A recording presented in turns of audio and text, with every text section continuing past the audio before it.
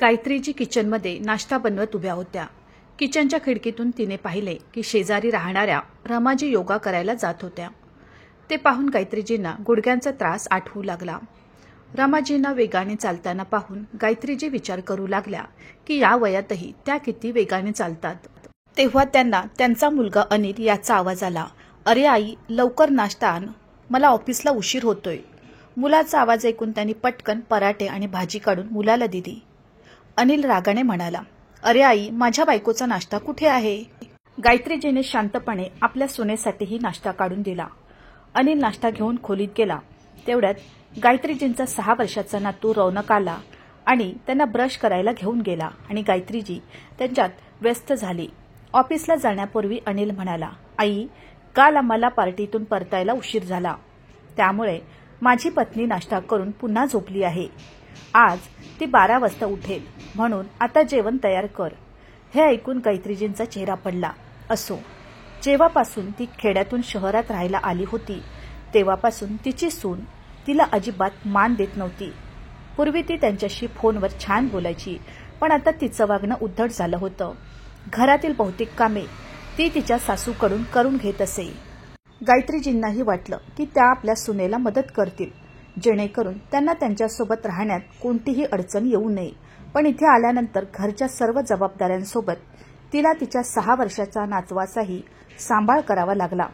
सकाळी उठल्यापासून तिने 1 कप चहाही घेतला नव्हता. तेव्हा रौनक आजीला नाश्ता करायला सांगू लागला. त्यांनी त्याला पराठा आणि भाजी दिली तर तो रडायला लागला आणि म्हणाला, "नाही, मला पास्ता खायचा आहे." गायत्रीजींना पास्ता कसा बनवायचा हे माहीत नव्हते. त्यांनी नातवाला प्रेमाने समजावण्याचा प्रयत्न केला, पण तो मान्य करायला तयार नव्हता. एकीकडे त्यांचा नातू रडत होता आणि त्याला सांभाळणे कठीण झाले होते आणि दुसरीकडे त्यांचा मुलगा आणि सून यांची कुचंबणा होत होती. आता पाणी डोक्यावरून जाऊ लागले आणि गायत्रीजी आजच्यासारखी गुडघेदुखीने त्रस्त होती. मग आपल्या मुलाला आणि सुनेला धडा शिकवण्यासाठी तिनेही मन कठोर केले आणि मन कसे शांत करायचे याचा विचार करू लागली. नातवाला गप्प करण्यासाठी काहीतरी उपाय शोधू लागली. तेव्हा त्यांना आठवलं की रौनकला हलवा खूप आवडतो. त्यांनी पटकन रव्याचा हलवा बनवला. तेव्हाच रौनकचे रडणे थांबले आणि तो आनंदाने हलवा खाऊ लागला. तेव्हाच गायत्रीजींना थोडा आराम मिळाला. त्यानंतर त्यांनी नाश्ताही केला. मग रौनक टीव्हीवर कार्टून पाहू लागला आणि मग गायत्रीजी बाल्कनीत आली. सूर्याच्या एका छोट्याशा किरणात बसून मंद सूर्यप्रकाशात झोकून देत तिने भविष्याची योजना आखायला सुरुवात केली. मग तिने खाली पाहिले की त्याच रमाजी खरेदी करून परतत आहेत. गायत्रीजींना पाहताच त्यांच्या तोंडातून एक उसासा बाहेर पडला. एकाच वयाचे असूनही रमाजी खूप तंदुरुस्त आणि वक्र होत्या. ती तिच्या वयापेक्षा 5 वर्षांनी लहान दिसत होती. वरती तिने स्वतःला इतकं व्यवस्थित सांभाळलं की तिच्या चेहऱ्यावर आत्मविश्वासाची अनोखी चमक दिसली. तिच्या पतीचेही निधन झाले होते, पण ती तिचं आयुष्य मोठ्या हिंमतीने जगत होती. घरातही त्यांची मुलगी आणि सुना त्यांना मान देत होते. गायत्रीजींचे डोळे ओले झाले. सध्या त्यांना आपले जीवन सुधारण्याचा कोणताही मार्ग दिसत नव्हता. जेवण बनवण्याची ऑर्डर देऊन मुलगा कार्यालयात गेला होता. सूनही नाश्ता करून पुन्हा झोपली. गायत्रीजींची अस्वस्थता वाढत होती आणि त्यांना दुपारच्या जेवणाची तयारीही करावीशी वाटत नव्हती.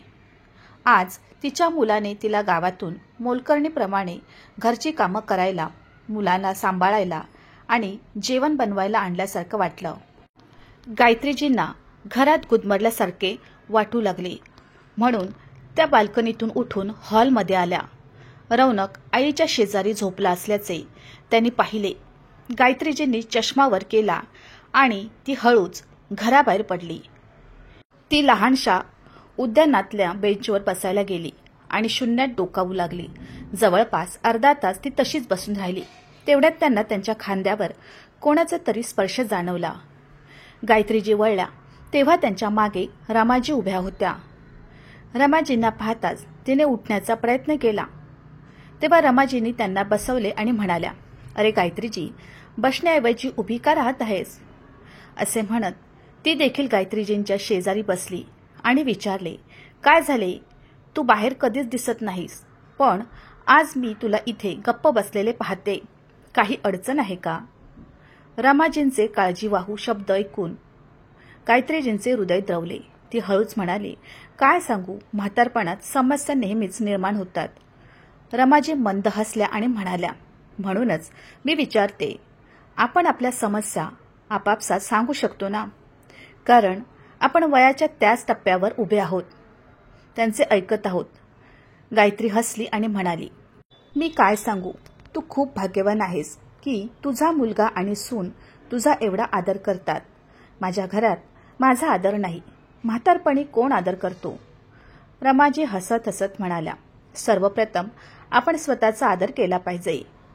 जर आपण स्वतःचा आदर केला नाही तर इतर कोणी आपला आदर का करेल?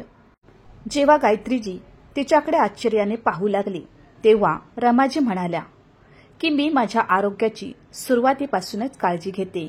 कारण मला माहीत आहे की एकदा मला आरोग्याशी संबंधित समस्या उद्भवू लागल्या की मी मुलांसाठी ओझे बनू शकते. म्हणूनच मी सुरुवातीपासून माझ्यासाठी एक पद्धतशीर दिनचर्या तयार केली आहे. मी सकाळी कामावर जाते, त्यानंतर मी योगा क्लासला जाते, वेळेवर नाश्ता करते, रात्रीचे जेवण वेळेवर करते. मी माझ्या सुनेलाही घरातील कामात मदत करते. अशा प्रकारे मी तंदुरुस्त आणि सक्रिय राहते. परंतु जर मी माझ्याबद्दल विचार केला नाही तर लोक माझा फायदा घेतील. नाहीतर ते मला ओझे समजून टोमणे मारत राहतील आणि मी मुलांवर ओझे राहणार नाही. मी फक्त या पद्धती वापरत राहीन. त्यामुळे आपण कधीही स्वतःकडे दुर्लक्ष करू नये. गायत्रीजी त्यांच्याकडे आश्चर्याने बघत होत्या. जणू काही ती त्यांची गोष्ट सांगत होती. गायत्रीजी जेव्हा म्हातारी होऊ लागली तेव्हा त्यांनीही असेच केले. आपल्या मुलांच्याच घरात स्वतःला महत्त्वाचं वाटावं म्हणून तिने जास्त काम करायला सुरुवात केली, जेणेकरून तिला कोणाला नको असलेली वस्तू वाटू नये. याबाबतीत त्यांनी प्रकृतीकडे दुर्लक्ष केल्याने आज गुडघेदुखी त्यांना सतावत आहे. त्यांचे बीपी आणि शुगर देखील नेहमी उच्च राहते. त्यामुळे मुलगा आणि सून त्यांच्या औषधांच्या खर्चाबद्दल ते त्यांच्यावर चिडचिड करतात. कारण औषधांचा आणि डॉक्टरांचा खर्च त्यांच्या पेन्शनपेक्षा जास्त आहे. त्यावर गायत्रीजी तिच्या अपमानास्पद भावना लपवण्यासाठी तिथे आहेत आणि त्या कोणावरही ओझे नाहीत हे दाखवण्यासाठी ती घराची अतिरिक्त जबाबदारी स्वतःवर टाकून हिंडत राहते. आणि त्यामुळेच आज तिच्या मुलाची आणि सुनेची हिंमत इतकी वाढली आहे की सून आरामात झोपते. घरातील सर्व कामे त्यांना एकट्यानेच करावी लागतात. रमाजींचे म्हणणे ऐकून ती खोल विचारात बुडाली. काही वेळाने दोघेही उठून आपापल्या घरी गेला. पण आज रमाजींनी गायत्रीजींचे मत बदलले होते. जेवणाची वेळ झाली होती. गायत्रीजींनी आज जेवण बनवले नव्हते. सून झोपून झाल्यावर उठली होती. किचनमध्ये आल्यावर तिने पाहिले की जेवण तयार नाही. म्हणून ती सासूला ओरडून म्हणाली, आई, तू अजून जेवण का बनवले नाहीस? मी आज उशिरा उठणार आहे हे अनिलने तुला सांगितले नाही? तो काही वेळात ऑफिसमधून येईल, मग मी त्यांना खायला काय देऊ? गायत्रीजींनी आरामात उत्तर दिले, सुनबाई, माझ्या गुडघ्यात खूप दुखत आहे, म्हणूनच मी विश्रांती घेत आहे. तू आज जेवण बनव. त्यांचे बोलणे ऐकून सून रागाने भांडी आदळू लागली. पण गायत्रीजींनी लक्ष दिले नाही आणि शांतपणे आपल्या खोलीत येऊन आडव्या झाल्या. त्यांच्या सुनेने पटकन डाळ चावल बनवले आणि वांग्याचा भरता बनवायला सुरुवात केली. तोपर्यंत अनिलही ऑफिसमधून आला होता. जेवण मिळण्यास उशीर होत असल्याचे पाहून त्याने स्वयंपाकघर गाठले असता त्याची पत्नी स्वयंपाक करत असल्याचे दिसले. जेव्हा त्याच्या पत्नीने त्याला पाहिले तेव्हा तिने त्याला चिडवले आणि म्हणाली, तुझ्या आईने आज जेवण शिजवले नाही. कामाच्या नावाखाली त्यांचे गुडघे दुखू लागतात. तुम्ही त्यांच्या औषधावर दरमहा किती खर्च करता? मग ती घरची छोटी छोटी कामेही करू शकत नाही का? हे ऐकून अनिलला राग आला. पण आता त्याला ऑफिसला जायला उशीर होणार होता.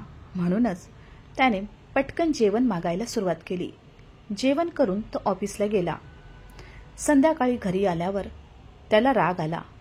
त्याने आईला हाक मारली आणि म्हणाला, आई, मी तुला दुपारी जेवण बनव असे सांगितले होते, मग तू जेवण का बनवले नाहीस? जर तू आमच्यासोबत राहत आहेस तर तू एवढी छोटीशी मदतही करू शकत नाहीस का? गायत्रीजी हसल्या आणि म्हणाल्या, नाही बेटा, मला यापेक्षाही जास्त मदत करायची आहे. पण ते काय आहे ना, माझ्या गुडघेदुखीत वाढ झाली असून औषधांचा खर्चही वाढला आहे. मला तुमच्या खिशावर आणखी भार पडायचा नाही, म्हणून मी निर्णय घेतला आहे. अनिल आश्चर्याने आईकडे पाहू लागला. त्याची आई कधीच असे बोलली नव्हती. गायत्रीजी पुढे म्हणाल्या, बघ बेटा, मला माहीत आहे की तुला माझ्या वाढलेल्या खर्चाची काळजी वाटते. औषध घेतल्यावर मी पण अस्वस्थ झाले. त्यामुळे आता योगाच्या क्लासलाही जावं असं वाटलं. माझ्या पेन्शनच्या पैशातून मी ते नक्कीच घेऊ शकते. यामुळे मला जास्त त्रास होणार नाही आणि तुम्हालाही मला पुन्हा डॉक्टरांकडे घेऊन जावे लागणार नाही. तेव्हा सुनेने अडवणूक केली.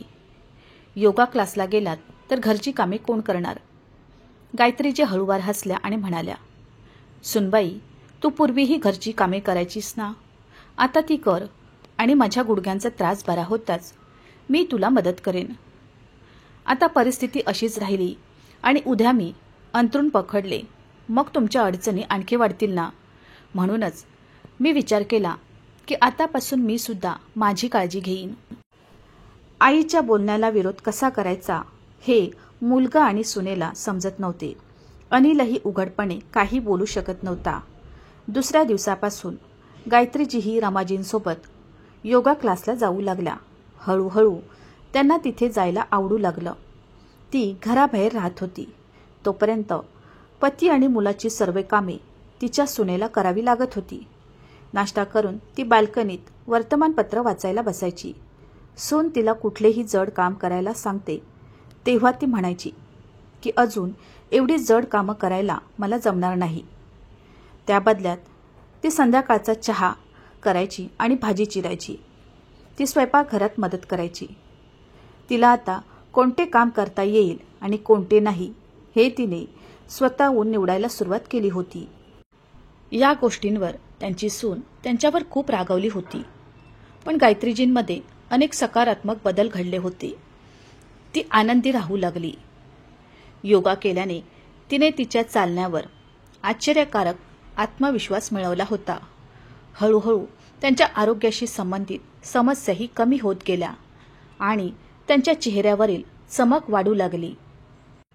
आता त्यांच्यावर घरातील कामाचा भार उरला नव्हता. म्हणून तिने नातवासोबत बराच वेळ घालवला. ती त्याच्यासोबत बसून खेळायची आणि त्याला गोष्टी सांगायची. जोपर्यंत ती शांतपणे घरात मोलकरीण म्हणून काम करत होती तोपर्यंत तिच्यावर अत्याचार होत होते. पण जेव्हापासून तिने विरोध करायला सुरुवात केली तेव्हापासून तिचं व्यक्तिमत्वही उघडपणे समोर येत होतं आणि तिलाही आपलं आयुष्य तिच्या पद्धतीने मनासारखं जगता येत होतं. ती रमाजींची खूप आभारी होती, जिने वेळीच डोळे उघडले. काही महिन्यातच तिने रमाजींसोबत लायब्ररीत जायला सुरुवात केली आणि तिचा बहुतेक वेळ पुस्तके वाचण्यात आणि कथा ऐकण्यात घालवला. सून तिच्याशी उद्धटपणे वागायची. मुलगाही तिच्यावर चिडायचा. पण गायत्रीजींना या सगळ्या गोष्टीचा त्रास झाला नाही. आज त्यांचा वेळ ती चांगल्या कामात घालवत होती आणि तिच्या मनशांतीसाठी ती घरच्या कामातही मदत करत असे. तिच्यासाठी हे पुरेसे होते. तिला समजले होते की तिचे आयुष्य इतरांना आनंदी ठेवण्यातच निघून जाईल आणि या प्रक्रियेत इतरांना किंवा ती स्वतःही आनंदी राहू शकणार नाही. त्यामुळेच त्यांनी उशिराने हा निर्णय घेतला की आता आयुष्याच्या संध्याकाळी त्यांनी स्वतःचाही विचार करावा. मित्रांनो, वय कितीही असो, एखाद्याचा अपमान वाटून त्याचा गैरफायदा घेण्याचा प्रयत्न केला तर त्याला नक्कीच विरोध झाला पाहिजे. मित्रांनो, मला आशा आहे की तुम्हाला आमची कथा आवडली असेल. कथा आवडली असेल तर व्हिडिओला लाईक करा. चॅनलवर नवीन असाल तर चॅनलला सबस्क्राईब करा आणि हो, नोटिफिकेशन बटन दाबा जेणेकरून तुम्हाला पुढील अपडेट सर्वात आधी मिळतील. तुमचा मौल्यवान वेळ कथा ऐकण्यासाठी दिल्याबद्दल धन्यवाद. पुन्हा भेटू अशाच एका नवीन कथेसोबत.